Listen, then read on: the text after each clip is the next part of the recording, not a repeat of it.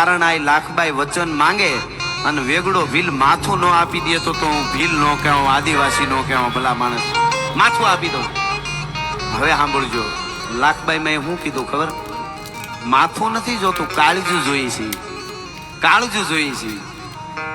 કે સમજાણું નહીં, કેટલાય આવેલા અને રાજપૂતોને ભીલોને ધીંગાણું યુદ્ધ થયું.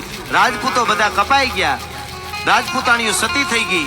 5 વર્ષની આ રાજલ બચેલી એક દીકરી, જેઠવા રાજપૂતે બાવડું ચાલી અને વેગડા ભીલના હાથમાં દીકરીને આપીને કીધું, આજથી આ તારી દીકરી હારું ઠેકાણું જોઈને પરણાવી દેજે. મારે અહીં પંચમહાલમાં આવ્યો છું, મારે પાવાગઢમાં કેવું છે ઈ કે તેથી દુશ્મનના હાથમાં દીકરીને બાવડું ચાલીને દેવામાં ઇજ્જત સલામત હતી, આજે સોસાયટીમાં સલામત નથી ને એટલે આવી રાયડું રાખી નાખીને વાર્તાઓ માંડવી પડે છે. ભલા માણસ, બીજું કોઈ કારણ નથી. આજ આપણું ધન છે. દુનિયાના જેટલા વિદ્વાનો થયા આ બધાય ભણેલા છો, બહુ ભણેલા છો, જોઈ લેવાની છૂટ છે. જેટલા ફિલોસોફર ટોચના લેખકો અને વિદ્વાનો થયા છે એણે એક જ વાત લખી છે, દુનિયાના કોઈ દેશને તમારે રાંકો બનાવી દેવો હોય, કંગાલ બનાવી દેવો હોય, નકામો બનાવી દેવો હોય તો એના ઉપર અણુબોમ્બ નાખશો તોય નકામો નહીં બને.